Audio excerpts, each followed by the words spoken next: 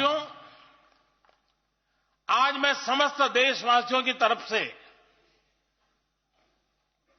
संत शिरोमणि आचार्य श्री 108 पूज्य विद्यासागर जी महाराज को श्रद्धापूर्वक, आदरपूर्वक नमन करते हुए श्रद्धांजलि देता हूं। उनके संलेखन समाधिस्थ होने की सूचना मिलने के बाद उनके अनुयायी शोक में हैं, हम सभी शोक में हैं।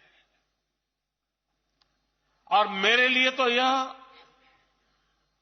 एक व्यक्तिगत क्षति जैसा है।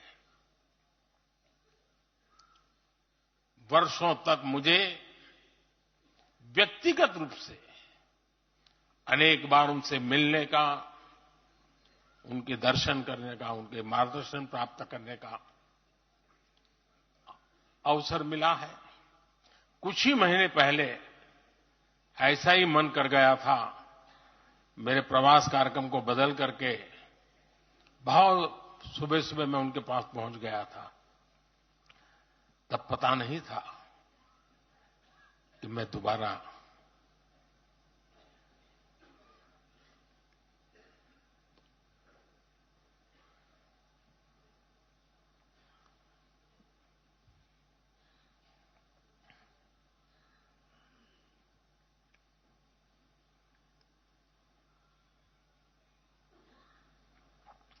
उनके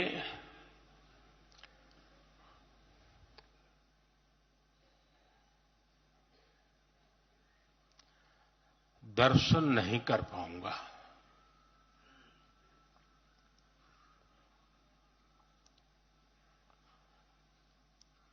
ये मेरा सौभाग्य रहा है कि पिछले 50 से भी ज्यादा वर्षों से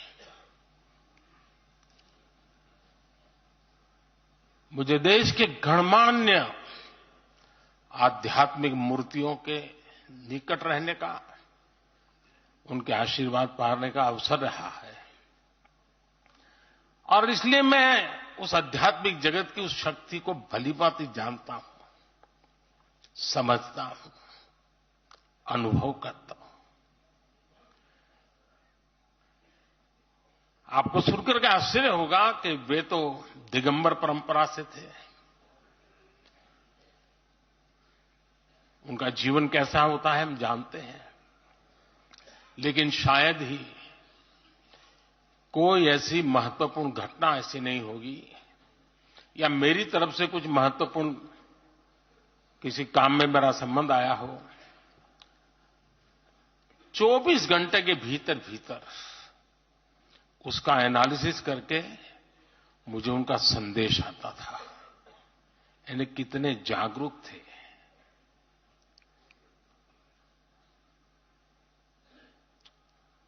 और अपनी विराट आध्यात्मिक यात्रा और उसके बाद भी वो हम सबको हमेशा प्रेरणा देते रहे हैं। जीवन भर उतनी सौम्यता के साथ उनका लोगों को मिलना, उन्होंने हमारे युवाओं को परंपराओं से जोड़ा, गरीबों तक शिक्षा और स्वास्थ्य की सुविधाएं पहुंचाई। उनका पूरा जीवन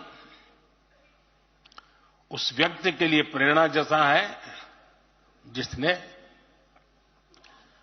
गरीबों और वंचितों के लिए काम करने का संकल्प लिया है।